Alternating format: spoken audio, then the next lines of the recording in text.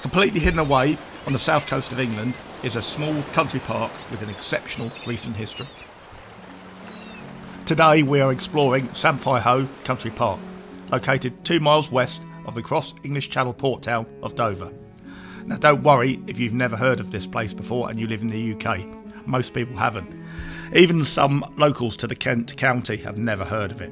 And the reason for that is if you don't know it's there, you are not going to discover this place by accident. Please look at the map and pay attention to the path of the Channel Tunnel.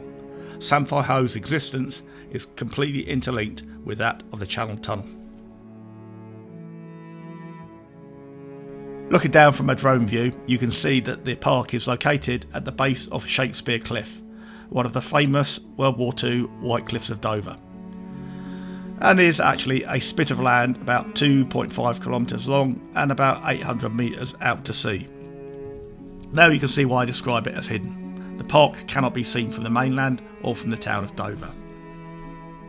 The nearest road to the park is the A20 trunk road, which runs from Dover to Folkestone and then onto the motorway system to London. In this photo, what appears to be a dotted line at the top, if you view in 4K, you will actually notice hundreds, if not thousands, of semi-trailer heavy goods vehicles queuing up for embarkation at the port of Dover, 2 miles away. Visiting Samphire Hoe Park is simple if unconventional, and it can only be accessed via the westbound carriageway of the A20 trunk road via a fairly obscure entry point, marked on this photo in the top right hand corner. In fact, it's easier if I show you myself. If you're travelling easterly, i.e. you've come from Folkestone, you'll need to go into Dover, do a 180 on a roundabout and then come back on yourself up the A20 westbound. After about 2 miles out of town, you'll start to notice these structures on your left. They are the Victorian era ventilation stacks and smokestacks for the underground railway tunnel that runs through the cliffs to Dover. Look for this sign and be prepared to take a slip road to your left within 200 metres. The access road to the park is really blink and you miss it. If you do miss it, it's a 10-mile round trip to have another go. As you filter off the A20, you'll arrive at these traffic lights. The wait time is usually around 5 minutes to get a green light. Do not think they are broken and jump the lights, as you will have a very long and steep reverse if you do. You'll now enter the Shakespeare Cliff Tunnel. Put your headlights on and be prepared for a fairly steep descent. While we descend to sea level through the cliff tunnel, I think this is a good opportunity to look at the 200 years of history that brought this park into existence.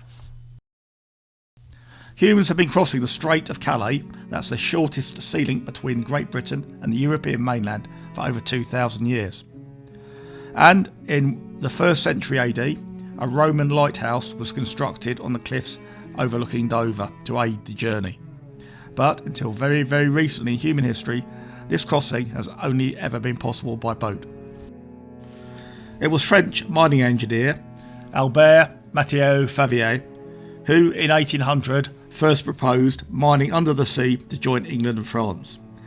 His concept, published in 1802, was a single wood prop tunnel, similar in design to a mine working, that would allow a horse-drawn stagecoach to cross in a single direction between England and France. Obviously this concept never got off the drawing board, and then the idea died for a further 80 years. It was the invention and arrival of the railways in the early 19th century that was the catalyst for change in the area of land that you now stood. Prior to the 1840s, no land existed at the base of the Shakespeare Cliff, and the sea lapped right up to the cliff edge. This changed dramatically in 1843 when railway engineers used 30 tonnes of gunpowder to blow the face of the Shakespeare Cliff off in order to create a causeway and a spit of land for a railway halt at the base of the cliff, linking up Folkestone and Dover by railway. The Folkestone and Dover Railway was opened in 1844, and on a piece of reclaimed land caused by the dropping of the cliff face, now called the Great Fall, a siding and a halt was constructed at the base of the Shakespeare Cliff. Unintentionally, the spare land created by the Great Fall of 1843 gave access to geographically favourable rock formations for mining. And so in 1879, trial pits were sunk seeking coal. Eventually the trial pits became a commercial coal mine, opened in 1885, but this mine was beset by fatal accidents and was never really profitable, closing in 1905. It was the early mining operations at the base of the Shakespeare Cliff that gave rise to the next incarnation of the Channel Tunnel. In 1880, a new tunnel was proposed, linking the Folkestone to Dover railway line with Calais in France under the English Channel, using existing rail tunnel technology, and this time a bi-directional rail line. Unlike the 1802 proposal, this time excavation work actually started, and using an early tunnel boring machine, miners began a pilot tunnel towards France under the English Channel, starting in the area of the Shakespeare Cliff colliery. Work on the 1880 tunnel did not last long, and a combination of lack of funding and lack of political support caused the project to collapse and be abandoned in 1881. As this satirical cartoon of the era illustrates, there was much concern amongst politicians that a channel tunnel between France and England could be used by Britain's enemies on the continent to facilitate a military invasion. In total, before it was abandoned, the 1880-1881 tunnel was driven about 1,800 metres out to sea. This is a picture of it today. It's still there, and you'll be driving over the top of it as you exit the present-day road tunnel into the park. It would be nearly 100 years before another attempt to construct a channel tunnel was made.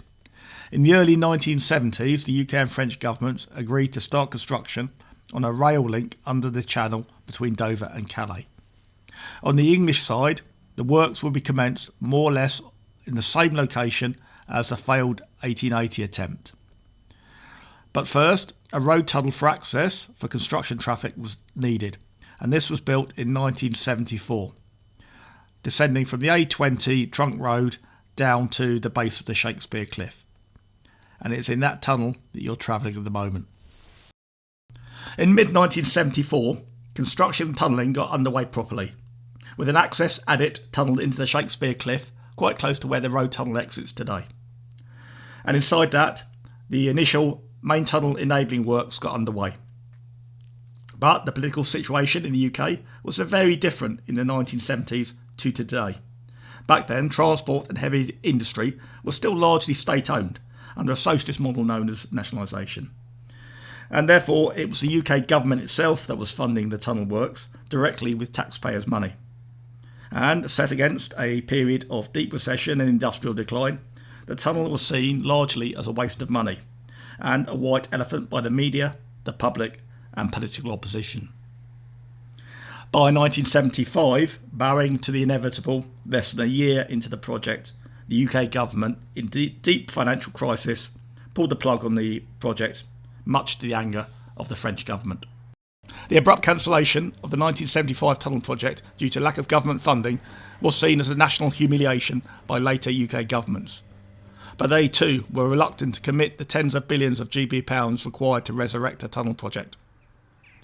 However, a decade after the cancellation of the 1975 attempt, the Channel Tunnel project was resurrected using private finance. This time there was universal political support on both sides of the channel, and the technology had matured sufficiently to ensure an engineering success. The mid-1980s redesign of the Channel Tunnel was technologically advanced. Now, instead of one single rail tunnel, there will be 3 independent tunnels. 2 train tunnels, one north and one southbound, and a central emergency/service road tunnel. Over 32 miles of the underground tunnel, there would be 2 crossover caverns under the sea, and emergency escapes from the rail tunnels into the service tunnel every 400 metres. Some 12 years after the previous tunnel project was abandoned, in 1987, construction got underway again. The previous workings at the base of the Shakespeare Cliff and access at it from 1975 were reused by the new project, as this gave a readily made egress route for waste rock spoil to be brought to the surface from tunnelling operations. Therein lay a problem. Now with 3 tunnels to construct and cut, the waste rock spoil would run into millions of cubic metres, and that would require disposal. The most economic means would be to dispose of the spoil as close to the exit point to the construction works as possible. Therefore, it was decided to dispose of all spoil at the base of the Shakespeare Cliff, and in doing so would create an artificial extension to the UK mainland. A number of spoil lagoons were constructed at the base of the Shakespeare Cliff by driving steel cofferdam pillars into the seabed and then displacing the seawater with extracted tunnelling spoil. As the lagoons filled up with spoil, this was compacted, and temporary construction works, buildings and railway sidings laid down on the newly constructed land. Concurrently, the outer cofferdam was made into a permanent concrete seawall. By the early 1990s, the new land was mostly built on with construction activity as a tunnelling operation neared completion, and only a small fraction of the final spoil lagoon was left to fill with spoil. Although there would be a need for a permanent service building to be constructed on the newly reclaimed spit of land, most of it would not be needed, and with no obvious commercial value, it was decided that it would become a nature reserve and public park. As the tunnel neared completion in 1993, all the construction buildings and rail sidings were removed, and 1 million tonnes of topsoil was used to landscape the spit of land to resemble a natural coastal shore. The land was seeded with a mix of wild grass and 31 plant species. In 1994, a competition was launched by the Channel Tunnel Company in association with a local newspaper to name the new land. The winner of the competition was Mrs. Gillian Janeway, a retired English teacher, who borrowed from a quote from Shakespeare's King Lear, written in 1606.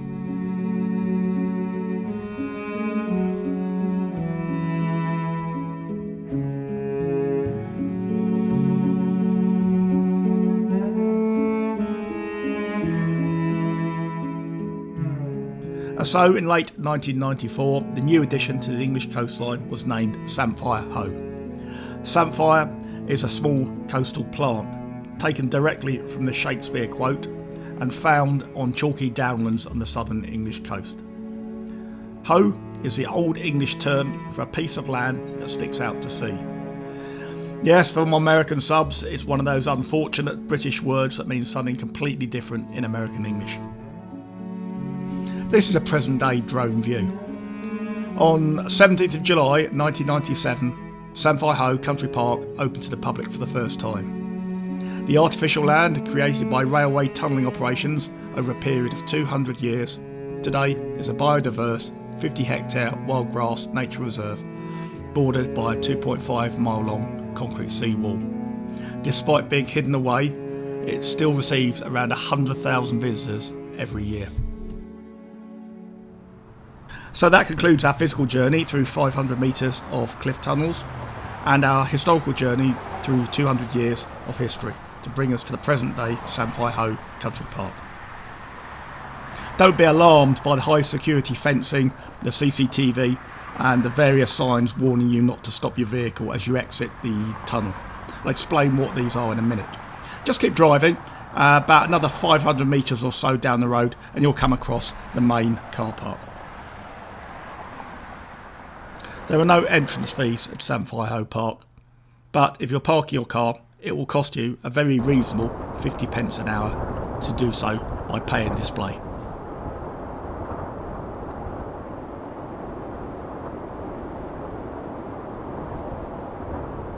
The rather intimidating building complex you passed on your way into the park is its main commercial resident. It's the Channel Tunnel cooling plant on the English side. Because of air friction in the tunnels as the trains pass through them, the tunnels themselves would heat up internally to well over 50 degrees centigrade if not constantly cooled. And this plant pumps coolant throughout the system and then uses heat exchangers to remove that heat. Because it's essential to the safe running of the Channel Tunnel, it's classed as critical national infrastructure and is therefore a very secure site and protected against terrorist attack. It's best to give it a wide berth. Also visible from this photo, left of the road as you look at it and right of the railway line, is the site of the 1885 coal mine. Looking back up from the park, the scale of Shakespeare Cliff bearing down on you is impressive. Also, the rail line with the tunnels constructed between Dover and Folkestone in 1844 is still in service. Only now modern diesel electric engines are used on the line, not steam engines.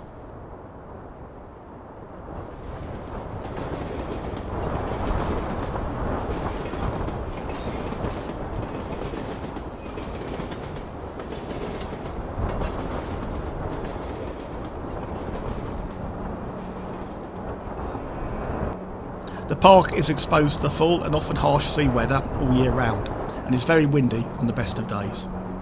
Do pay attention to these warning signs and the amber and red flashing beacons when activated. I'll explain why when we get down to the seawall.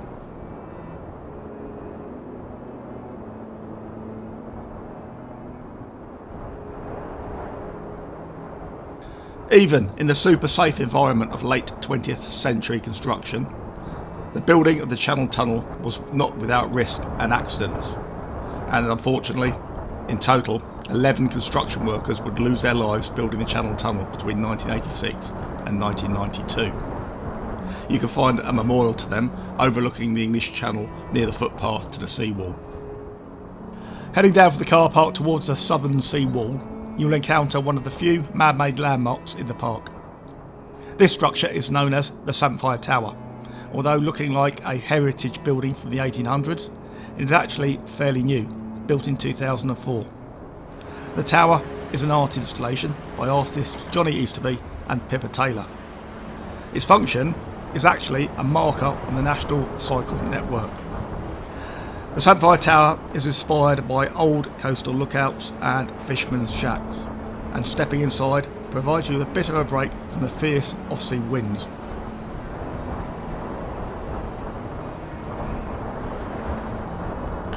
From the car park, a concrete channel leads down to the sea wall. The wall itself is actually three elements. The outer wall is constructed on top of the steel cofferdam piles driven during the construction phase. There is then a sloping concrete spillway, and finally an inner sea wall. Do pay attention to the warning signs and beacons located around the park. The sea wall can be a very dangerous place in bad weather, and in rough seas, if you are taken over the wall by a wave, you are unlikely to survive. Indeed, your body is unlikely to ever be recovered. Fortunately, the park is very well policed by wardens who will close off the seawall in bad conditions and the whole park in extreme weather. And because of this, there has never been a fatality on the seawall. The seawall is great for walking and biking, and also there are sea fishing permits available to purchase to fish from it.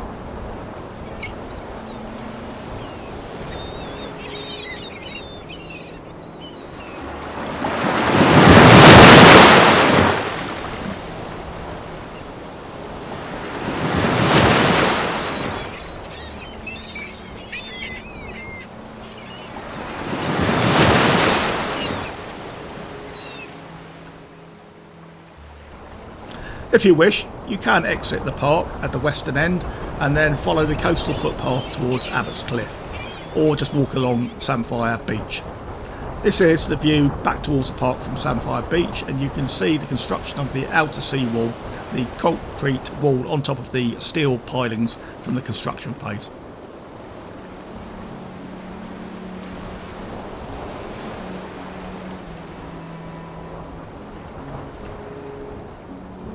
If the seawall is closed due to bad weather and safety reasons, then there is an alternative. There is a main, hardcore laid track that runs from east to west through the park, and this is still ideal for walking and biking in bad weather. So what we'll do now is we'll pick up the main track at the western end of the park and head back towards the main car park, heading east.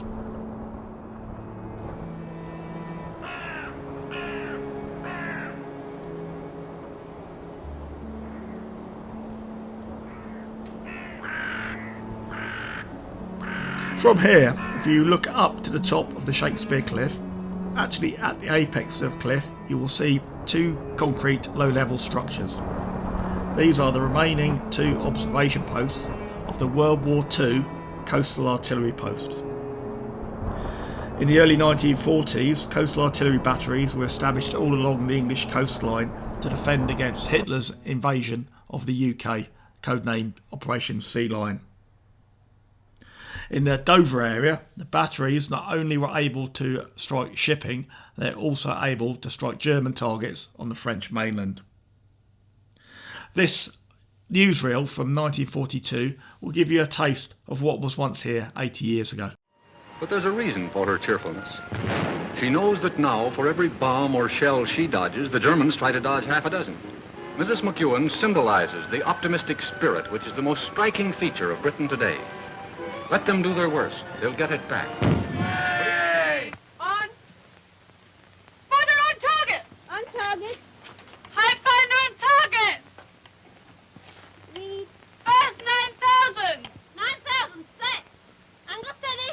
On target! Predictor steady. Fuse 1-2. Fire!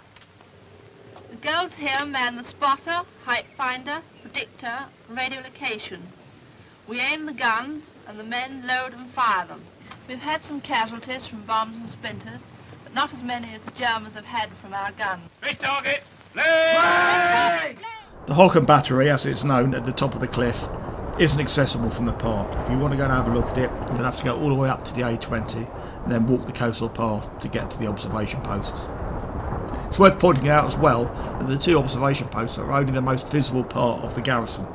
There exists under the cliff an extensive rabbit warren of World War II era tunnels and underground rooms, although these are now sealed with earth and only the most dedicated of urban explorers can gain access to them. If you do come up here to visit the old World War II battery, on a clear day, the view across the English Channel and to the French coast is spectacular. It's also quite profound to remember that you now have the same view that those who were defending the British coast against a potential Nazi invasion in 1940-41 had. 50 years before, the park below it was constructed. But back in 2022, these guys are now the only permanent residents of Samphire Hoe.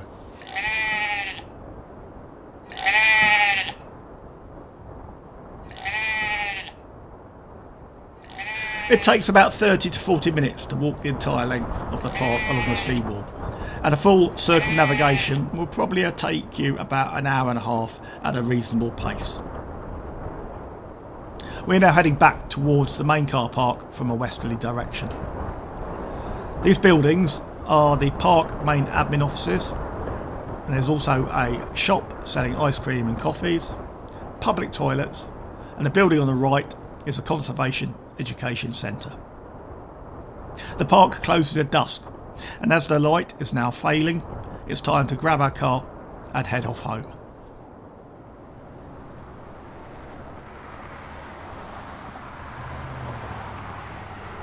The route out from the park is exactly the same as the route in. There is only one way in and one way out of this park, and that's back up through the Shakespeare Cliff Road Tunnel.